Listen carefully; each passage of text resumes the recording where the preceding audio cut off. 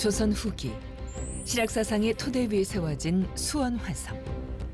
수원화성은 원래 군사용 방어시설.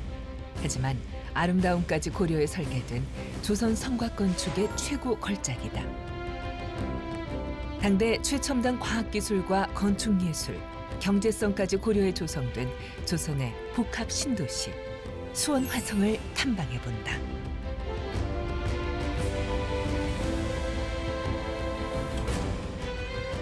안녕하세요. 김민지입니다. 우리나라 전국 곳곳에는 세계적으로 자랑할 만한 소중한 우리 문화유산들이 참 많죠. 현장 탐방 귀리의 우리 역사는 바로 이러한 오래된 우리 문화유산의 가치를 재발견하고 또 재해석해보는 프로그램입니다. 오늘은 그 첫 시간인데요. 오늘 저희가 찾아온 이곳은 바로 수원화성입니다. 사실 이곳 수원화성은 알면 알수록 새로운 것들을 발견하게 되는 참 재미있는 곳이죠. 그럼 우선 수원화성에 대해서 우리가 꼭 알아야 할 사실들에 대해서 간략히 짚어본 후에 본격적으로 탐방을 시작해 보도록 하겠습니다.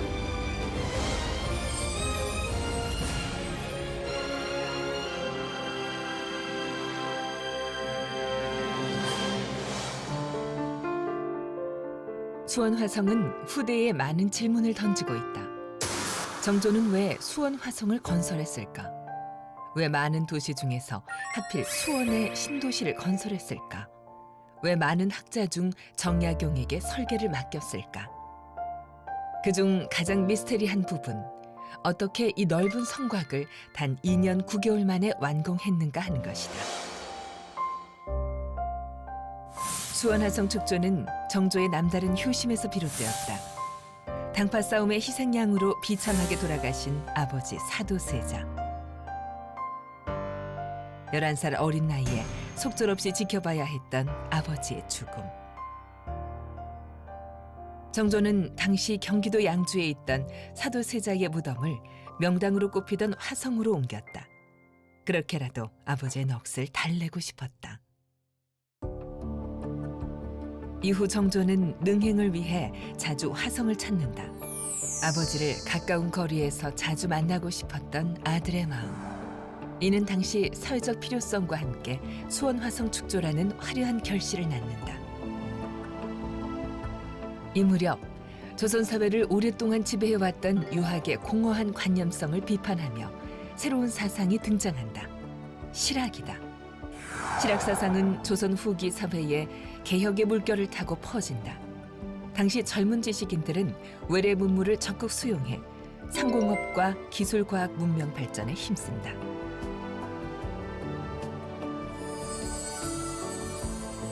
이때 정조 임금은 원대한 꿈 하나를 가슴에 품는다. 바로 새로운 신도시 건설이다. 이 꿈은 젊은 실학자 정약용을 만나 현실로 이루어진다.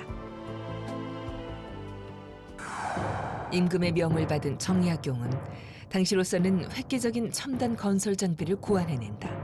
거중기다.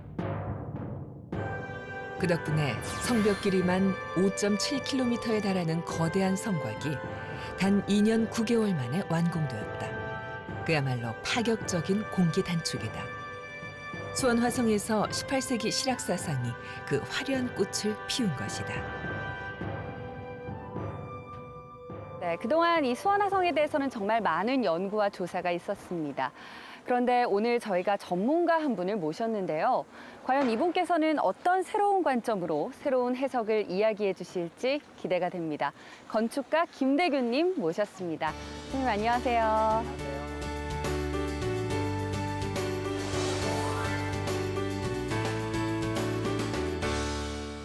네, 말씀드렸다시피 그동안 이 수원화성에 대해서는 정말 많은 연구가 있었거든요. 네. 선생님께서는 오늘 어떤 방향으로 말씀을 해주실 건지 궁금합니다. 장엄하고 근본에 충실한 수원화성은 현대 건축의 큰 귀감이 됩니다. 그래서 현대 건축과의 비교를 첫 번째 한번 해보려고 그러고요. 두 번째는 도시와 건축과의 관계는 불가분의 관계입니다. 그래서 신도시인 수원화성과 건축과의 관계를 한번 말씀드려 보겠습니다. 현대 건축 그리고 도시화 건축에 대한 이야기라고 벌써부터 기대가 되는데요. 그럼 김대균 선생님과 함께 새로운 수원화성을 만나보러 떠나겠습니다.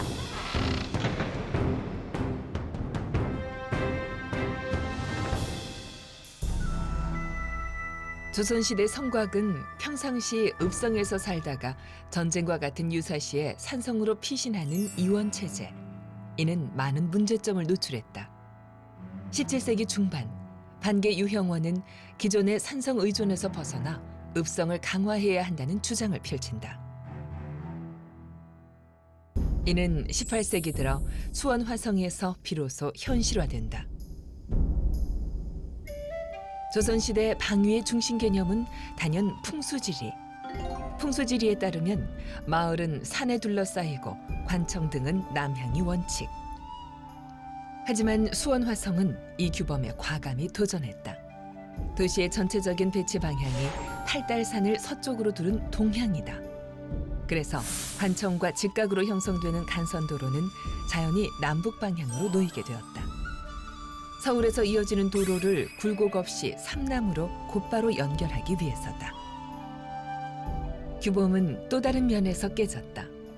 화성 행궁을 설계할 때 도시의 중심이 아니라 한쪽으로 비켜나게 설계한 것. 이유가 뭘까?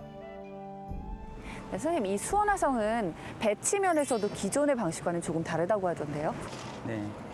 보통 도시는 방어적인 목적으로 만들게 되는데 수원화성은 절대적으로 개방적인 도시로 만들게 됩니다. 삼남의 교집합인 수원화성은 개방적으로 만들어서 상업이 활발한 도시로 만드는 목적이 있습니다. 그렇기 때문에 행궁을 동쪽으로 비껴짓게 됩니다.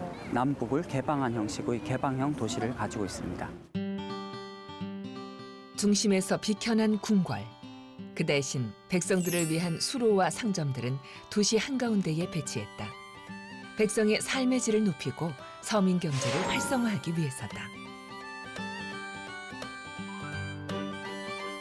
더욱 놀라운 것은 신도시를 계획하면서 정조는 이곳에 살던 원주민들에게 토지 보상과 이주비를 정확히 지급했다.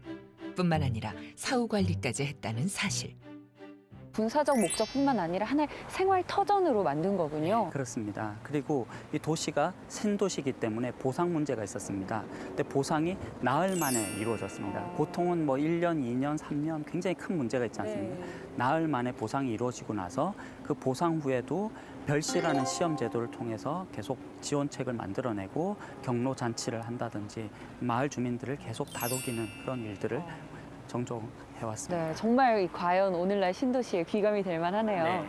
일단 이 지역 주민들이 살 수 있게 농업을 장려하기 위해서 구경 농토를 만들었습니다. 그리고 구경으로 저수지도 만들게 되고요. 그래서 이 주민들이 여기에 살 수 있게끔 만들고 상업적으로는 굉장히 중요한 요소들이 많이 있습니다. 우리가 지금 대기업, 중소기업, 소상공인 이야기를 많이 하지 않습니까? 팔도에서 대기업들 같은 팔부가를 여기에 수용해서 팔부가를 운영하기도 하고요. 전방이라고 해서 중소기업들을 운영하기도 하고 남시와 북시를 이용해서 장터를 이용해서 소상공인들이 활발하게 운영되도록 만들었습니다. 수원 화성은 주민의 생활을 위한 읍성으로 축성됐다. 하지만 기본적으로는 군사용 방어 시설. 그런데 군사용 시설이라고 하기엔 무척이나 우아하고 아름답다. 마치 가시를 품은 꽃처럼. 일설에 의하면 당시 신하들은 성곽은 튼튼하게만 지으면 된다고 주장했다. 이에 대한 정조의 일갈. 이 사람들아, 아름다움이 적을 이기는 걸세. 이제 정조의 세련된 미적 감각이 살아있는 수원 화성의 주요 시설물들을 살펴보자.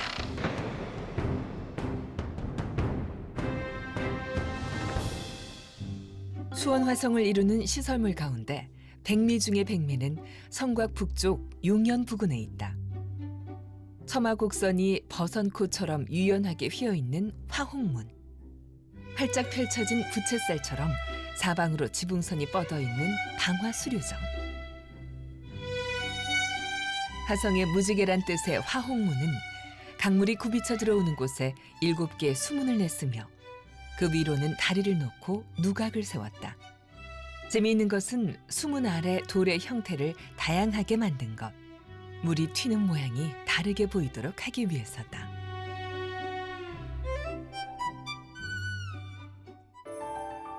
적의 동태를 살피는 감시용으로 지은 방화수류정. 그 서늘한 목적과는 달리 조선시대 건물 중 가장 독특한 아름다움을 지니고 있다. 불규칙한 지형과의 조화를 고려해 기역자꼴로 만든 평면. 여기에 맞춰 복잡하게 겹치고 꺾여 있는 지붕. 그 이름처럼 버드나무 사이로 꽃을 찾아낼 수 있을 것만 같다. 방화 수리장의 벽체 또한 독특한 조형미를 갖고 있다. 네모난 주춧돌 위에 나무로 된 둥근 기둥을 세우고 기둥 사이에는 벽돌을 쌓았다. 특히 벽을 이루고 있는 벽돌은 특이하게도 열십자형 문양. 오랜 세월 비바람에 시달렸을 텐데도 벽돌은 여전히 연분홍 고운색을 띠고 있다.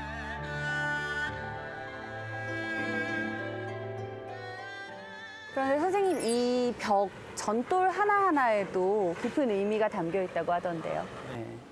수원 화성에서는 전돌이 굉장히 중요한 의미를 가지고 있습니다. 전돌은 정교한 건축을 가능하게 하죠. 그래서 수원 화성에서는 이 전돌을 굽기가 굉장히 힘듭니다. 그래서 사근참이나 요 근처의 장안공원 같은 데서 그 가마에 구워서 일일이 와서 가져오게 되는데, 여기에 중요한 인물이 있습니다. 권옥이라는 인물입니다. 권옥이라는 인물이 이 지금 모양을 만들게 되는데요. 단지 쌓아도 되는데 이런 아름다운 패턴까지도 생각하면서 만들었던 기술력을 넘어서 새로운 아름다움을 만들게 되고, 백영궁 홍씨의 회관면에도 그렇기 때문에 표창을 또 받게 되는 그런 사연이 있습니다. 한편 수원 화성에는 4개의 대문과 5개의 작은 앞문들이 있다. 전시에는 닫지만 평소에는 백성들이 편하게 이 앞문들을 통해 출입할 수 있게 했다. 그중 북앞문에는 독특한 아름다움이 숨어 있다.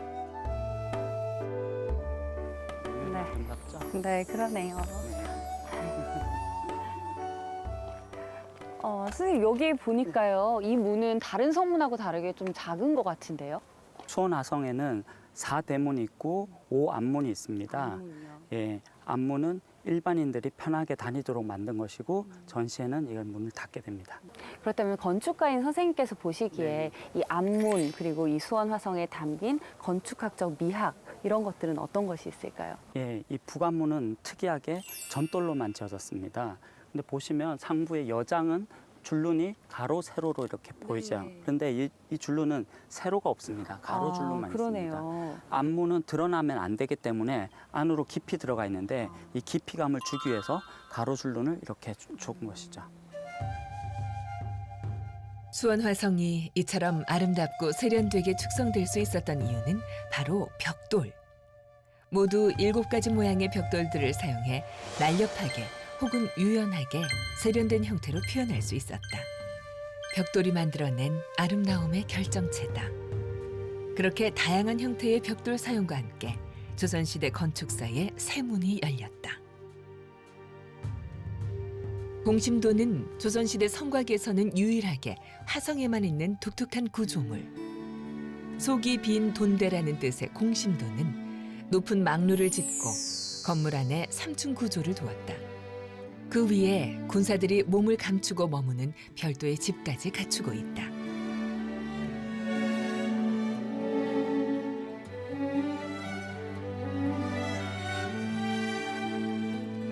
성곽 벽에 나 있는 구멍들은 뭘까? 바로 군사들이 밖을 내다보며 화포로 공격할 수 있는 총구멍. 총구멍의 방향이 각기 다른 것은 먼 거리에서 오는 적과 근거리에서 오는 적들을 각각 상대하기 쉽도록 설계했기 때문이다. 서북 공심돈 옆에 있는 화성문은 화성 서쪽 남양만과 서해안 방면으로 연결되는 통로 역할을 했다. 화성문은 입공식 건물 중에서는 가장 격식 있는 방식으로 지어졌다. 입공식은 비록 장대하고 화려하진 않지만 소박하면서 단아한 품격을 지니고 있다. 석축으로 된 홍예문 위에 세워진 단층 문루, 한쪽으로 터진 모양의 반월형의 옹성, 단층 팔각형 지붕의 우아한 자태. 화성문은 바로 옆에 있는 서북 공심돈과 조화를 이뤄 2명의 든든한 수문장처럼 우뚝 서 있다.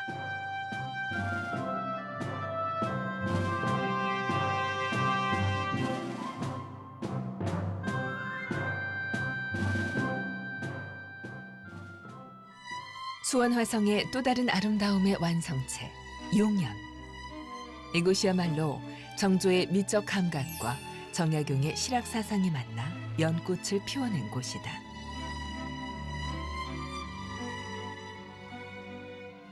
네, 선생님 저희 뒤쪽으로 용연이 보이는데 네. 참 아름다운 것 같거든요. 이 용연 어떻게 만들어지게 된 건가요?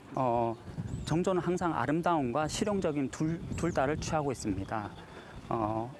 화성 성역의계라는 책에서 보면 정약용은 8개의 성곽을 제안을 합니다. 그 중에 하나가 연못을 파서 성곽의 흙으로 사용하고 나머지는 물을 저장하는 역할을 쓰는 실용적인 역할을 여기에 의도를 담고 있습니다. 그래서 아름다움과 실용이 동시에 가미되어 있습니다. 수원 화성에는 유난히 나무가 많다. 이는 나무 심기에 대한 정조의 각별한 애착이 있었기 때문이다. 식목은 단지 근사한 풍경을 만들어내기 위한 것만이 아니었다. 백성들의 생계와도 관련이 있었다. 농사정책의 일환으로 백성들에게 나무 심기를 장려한 것. 덕분에 소나무와 버드나무 등이 연못 위에 초록빛 그림자를 들이우는 절경을 만들어낼 수 있었다.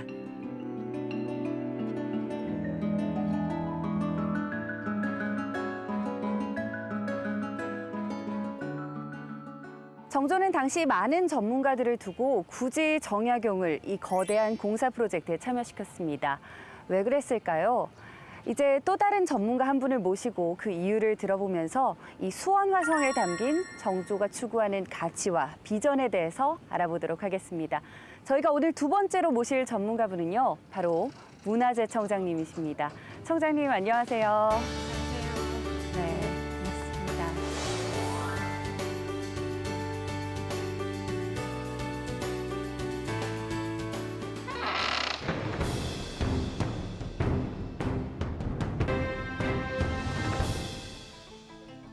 18세기 조선 사회. 상업의 발달이라는 거대한 물결이 형성되기 시작한다. 물결은 걷잡을 수 없었다. 상업의 발달은 시장의 확대로 이어지고 먼 거리까지 물품이 오고 간다. 이때 정조는 가슴속에 크고 뜨거운 꿈 하나를 품는다. 신도시 건설이다. 이 정조가 이렇게 이 용연을 걷다 보니까 굉장히 이 경치가 아름답고 그쵸. 예. 이 계획된 신도시 같다는 생각이 드는데요. 정조가 이런 신도시를 계획하고 건설한 이유가 있다면 무엇일까요? 우리 조선 왕조의 역사, 쭉 역사 속에서 저희가 임진왜란, 병자호란을 네. 거치게 되죠.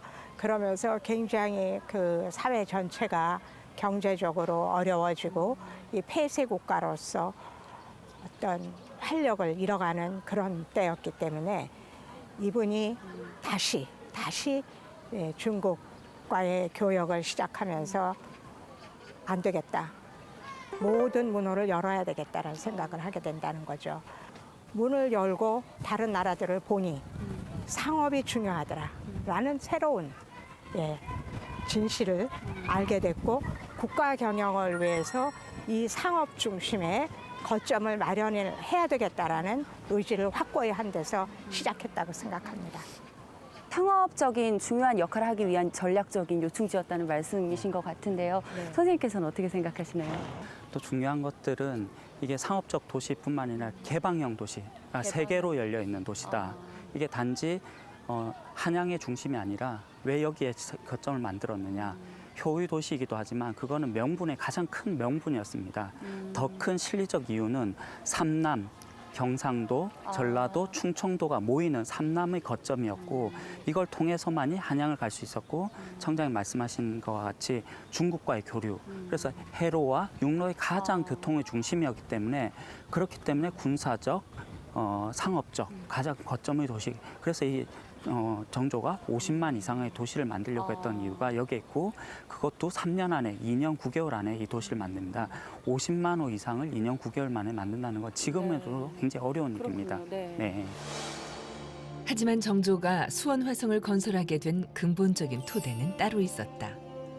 억울하게 돌아가신 아버지 사도세자에 대한 정조의 효심이 바로 그 주춧돌. 어린 시절 정조는 아버지의 비참한 죽음을 목격했다. 어린 아들은 아비의 죽음을 눈앞에서 보면서도 제 힘으로 어찌할 수 없어 비통한 마음을 눌러야 했다. 그 사무치는 마음은 왕의 자리에 즉위하자마자 폭물처럼 터져나왔다. 바로 부친의 무덤을 명당으로 옮기는 일이었다. 정조는 경기도 양주에 있던 사도세자의 무덤을 명당으로 꼽히는 수원 화성으로 옮긴다. 그리고 사도세자에게 장조라는 임금의 칭호를 부여하고 무덤 이름도 혈융원에서 융릉으로 높인다. 그렇게라도 아들은 아비의 서러운 넋을 달래고 싶었을 것이다. 사도세자의 무덤을 화성으로 옮기면서 오랫동안 이곳에 살던 원주민들은 삶의 터전을 옮겨야만 했다. 그래서 정조는 그들이 옮겨 살 새로운 도시를 팔달산 아래에 짓게 된 것. 당시 조선에는 성곽의 설계와 건축에 경험이 있는 전문가들이 많이 있었다. 하지만 정조는 이 분야에 아무런 경험이 없는 정약용에게 연구를 맡겼다. 그 이유가 궁금하다. 그 당대에 많은 전문가들이 있었을 텐데 네. 비교적 경험이 적었던 정약용에게 정조가 이 중요한 프로젝트를 맡겼던 이유가 있다면 무엇일까요? 이제는 모든 제도를 개혁해야 되고 그러기 위해서는 외부와의 소통로를 활짝 열어야 된다면은 기존의 질서, 기존의 시스템을 과감하게 벗어날 수 있는 사람이어야만이 이 계획을 이룰 수 있겠다라는 판단을 하게 됩니다. 그래서 이제 본인이 만났던 인물 중에 과감하게 이런 그 개혁적인. 분당의 이런 것도 벗어날 수 있고 네. 어떤 그 미래의 가치를 꿰뚫고 있는 소신을 얘기할 수 있는 사람. 그렇게 해서 저는 그 계획에 동참할 사람으로 정약옥이라는 신진 사료를 택했다 이렇게 생각합니다. 정약용이 정조의 남다른 총애를 받았던 이유가 있었다. 화성 능행길에 오를 때마다 가장 나은 코스는 바로 한강. 그 넓은 한강을 안전하게 건너기 위한 조치가 필요했다. 이 문제를 해결하라는 정조의 명을 받은 정약용이 설계한 것이 있다. 일명 배다리. 정약용은 용산과 노량진 사이 340m를 36척의 배로 이었고 왕의 행차에 걸맞게 3개의 홍살문까지 설치했다. 임금이 어찌 이런 신하를 아끼지 않을 수 있었을까? 한편 다사는 화성축성공사의 전 과정을 기록한다. 그것을 책자로 엮어낸 것이 바로 화성성역의궤. 수원 화성의 종합건축보고서인 화성성역의궤는 그 내용의 방대함에 먼저 놀라고 자세하고 치밀한 기록에 더욱 놀라게 된다. 각 건물별로 들어간 못의 규격과 수량, 단가까지 명시되어 있을 정도. 과연 기록의 나라 조선이 낳은 명품 보물 중 하나다.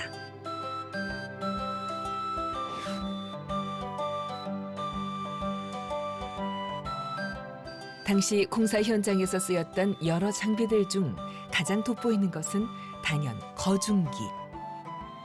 다사는 당시 첨단 기기였던 거중기라는 새로운 건설 장비를 구안해낸다. 거중기는 도르래를 이용해 돌을 들어 올리는 장치. 이를 이용해 40근의 무게로 그것의 625배 무게인 2만 1000근을 들어 올릴 수 있었다. 덕분에 수백 명이 오랫동안 해야 할 일을 최소의 인원과 거중기의 힘으로 간단히 해결할 수 있었다. 화성성역의궤에는 장인들에 대한 내용도 꼼꼼하게 기록돼 있다. 공사에 참여한 모든 장인들의 이름과 근무기간, 노임 지급 등에 관한 것이다. 이전까지는 국가주도의 대형 공사에 백성들이 대개 무보수로 부역했다. 그러던 것이 정조 때에 이르러 작업 일수를 기준으로 한 정확한 노임제가 정착되었다. 다른 관점에서도 정조의 애민 사상을 엿볼 수 있다고 하던데요. 조선 사회 시스템의 어떤 구조가 산업공상이면 상업하는 사람이 최하층입니다. 네. 근데 그 상업인들을 통해서 이 모든 변화를 일으켜야 되기 때문에 하층에게 어떤 지위와 자부심과 이런 거를 주게 하는 게 제일 중요했을 거다. 그렇게 판단하셨다고 봅니다.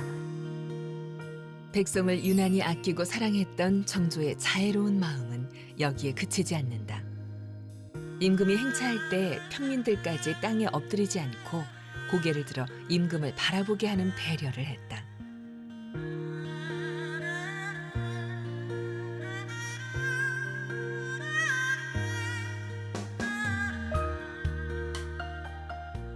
네, 총장님, 저기 이 뒤로 보이는 장안문에 바로 정조의 애민사상이 담겨 있다고요. 장안문은 한양에 있는 북쪽을 향해서 열려 있는 문입니다.